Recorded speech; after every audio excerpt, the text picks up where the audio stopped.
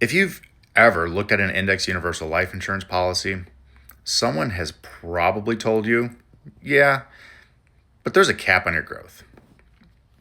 And they might even say it like it's a deal breaker. Well, my response, so what? And here's why. Yes, there's a ceiling on how much you can earn in any given year. So if the market goes up 18% and your cap is 10%, you get credited the 10%. You don't get the full write up. But here's what that same person isn't telling you: there's also a floor. And that floor is zero. Now, to be transparent, zero means the index isn't going to take anything from you.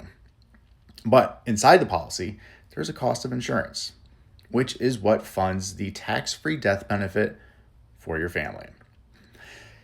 So, in a flat year or a flat or down year, that cost still comes out. The good news is some carriers will actually go and guarantee a small credit even in those down years when the market goes below zero, which somewhat helps offset that cost and keeps your cash value more stable. That is the trade-off. You give up some of the upside in the good years in exchange for a guarantee that the bad years can't touch you, and a tax-free death benefit working for your family the entire time.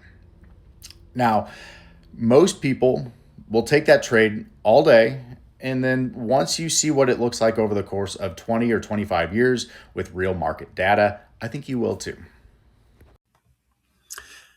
All right, what I want to show you here are basically a real life example of what this looks like. So over here on the right, we've got a period of 2001 down through 2002 or 2025. Okay, we've got the S&P 500 index, and this is an actual example from a carrier that I work with, and they have a 12% cap here with their indexing strategy.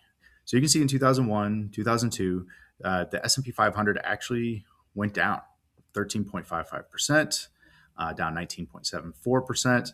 However, with the crediting strategy from this IUL carrier, your cash value would have actually been credited 0.25%. Okay. Um, the big one as we move forward here that a lot of people think of is 2008. So the market lost almost 40%. However, in this crediting strategy here, you wouldn't have lost 40%. You would have actually been credited 0.25%. Okay.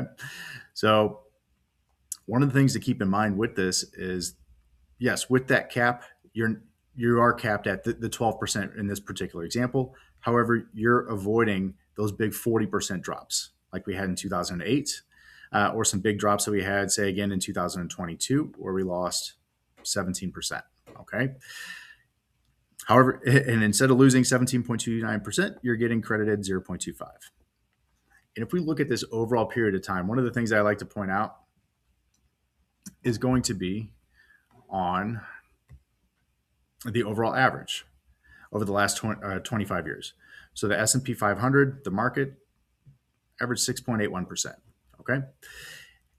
However, this indexing strategy with this particular carrier is at 7.89%. All right. Now, to show you what this looks like in a little bit more of an animated format here, let me just reset this from the beginning. Just to explain real quick what this is.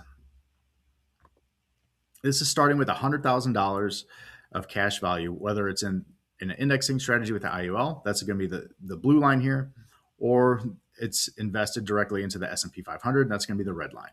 Okay. Let me just hit play on this. You see we had those losses early on. It's starting to catch back up with the IUL. And here comes the big one, 2008. So the market, the IUL strategy, the indexing strategy is going to stay flat here and not go down. Whereas the market took a pretty big hit. You lost 40%. Now imagine this is a bigger amount too. So let's say you're in retirement or nearing retirement and you just lost almost 40% of your value.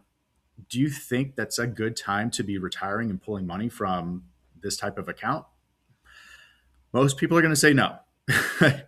That's what's called sequence over returns risk. So most people would say, no, that's a horrible time to take money out. It's a horrible time to retire, all that stuff. Yet at the same time, in 2008, a lot of people were trying to retire at that time, and they were just stuck. All right. Uh, let me hit play and move forward a little bit here. So market's starting to come back up, rebounding, kind of catching up a little bit here. About a decade later, from 2008, we're getting closer. I'm going to kind of pause it here. Look at that. So after that major crash in 2008, it took almost, it took over 10 years to even get close to catching back up. Okay. So as you can see, here, this dips down here in 2018. However, the S&P, or with the indexing strategy, it stays flat, right? Again, we've got those caps. Those caps are going to kind of prevent these big spikes up, okay, in the indexing strategy. However, at the same time, with the floor that's provided, it's going to prevent these massive drops. And you just can't predict, no matter what your age is, you can't predict when the next massive drop is going to take place. Okay? You just can't. Let me hit play. We'll move forward to the end here. And if you look at that, so if you look by 2021, the market finally beat this particular indexing strategy. Okay. However, the very next year, the market went down again. And next thing you know, the IUL strategy is up by 66,000 compared to the S&P 500 strategy. Okay. Thank you for checking out my video. I hope it provided some value for you. Now, if you'd like to have an IUL policy or an illustration customized for your situation to see what that might look like, just reach out. My scheduling link is on my profile, or just comment on the video below that you want my link, and I will send it.